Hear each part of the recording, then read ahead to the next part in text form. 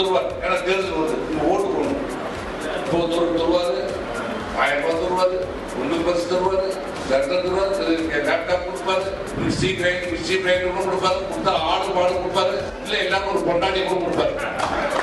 ஆடு மாடு கொடுப்பாரு, இல்ல எல்லாரும் ஒரு கொண்டாடி கூட கொடுப்பாரு, இல்ல எல்லாரும் ஒரு கொண்டாடி கூட கொடுப்பாரு. அதிமுகல மிஸ்டர் சி.வி. சண்முகம் அவர்களே 10 ஆண்டுகளாக அதிமுக ஆட்சி ஆண்டிங்க. என்ன பண்ணீங்க? மகளிருக்கு என்ன செஞ்சீங்கன்னு சொல்லுங்க. நீங்க எதனா ஒண்ணு பண்ணிருக்கீங்களா?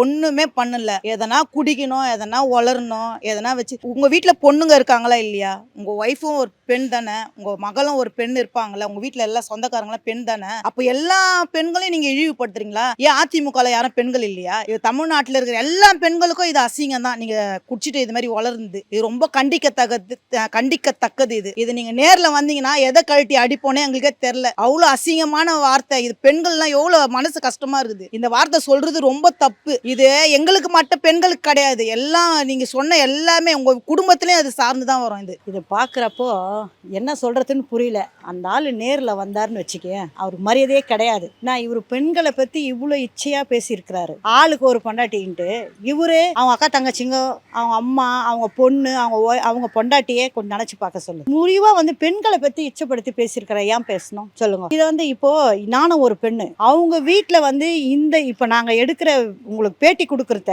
அவங்க வீட்டுல பாப்பாங்க. இப்ப அவங்க வீட்டுல அவரை எதால அடிச்சு எதால கவுப்பாங்க, புரியுதுங்களா? இது மாதிரி பெண்களை பத்தி அவங்க வீட்டுல பெண்கள் இருக்கிறாங்களே, அவரு நேர்ல வந்தாருன்னு வச்சுக்கீங்களேன், நாங்க என்ன பண்ணுவோம்னு தெரியாது. மகளிர்லாம் ஒன்னா சேர்ந்தோன்னு வச்சுக்கீங்க, என்ன மகளிரை பத்தி பேசியிருக்கிறாரு, நாங்க என்ன பண்ணுவோம். அந்த அம்மையார் ஜெயலலிதாக்கு முன்னாடி ஜானகி அம்மா இருந்தாங்க. ஸோ அவங்களும் ஒரு மகளிர் தான். ஜெயலலிதா அம்மா அதுக்கும் முன்னாடி எல்லாம் பிரதமர் யார், இந்திரா காந்தி தான். அவ்வளோ ஒரு மகளிர் தானே, அவங்களும் ஒரு மகளிர் தானே. இவங்கெல்லாம் மகளிர் அடி வாழாடி யாரும் இது மாதிரி பேசுறது கிடையாது. ஆனா இந்த ஆள் ஒண்டி தான் ஃபர்ஸ்ட். இந்த ஆள் நான் சொல்றேன், அவர் எது வேணாலும் பண்ணிட்டோம், அதை பத்தி கவலை கிடையாது. இந்த ஆளுக்கு என்ன தகுதி இது? அதனால குடிக்க வடிவேல் சொல்லுவான் தெரியுமா, அது மாதிரி கதையா இருக்குது. இந்த வடிவேல் பேச்சுதான் இவன் பேச்சு, குடிகாரம் பேச்சு, பொழுது வந்த பேசானா அவன் காரியகாரம் பேச்சாளர் இவன். அங்கேயே தத்தக்க புத்துக்கா நடந்து நிற்குது. நீ ஏன் நிரந்தரம் இல்லாத நடந்து நிற்குது? நீ எப்படி இந்த பேச்சு பேசலாம் சொல்லுங்க?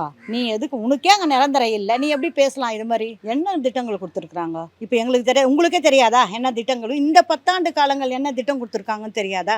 பத்திரிக்கையாளருக்கும் தெரியும், எல்லாருக்குமே தெரியும்.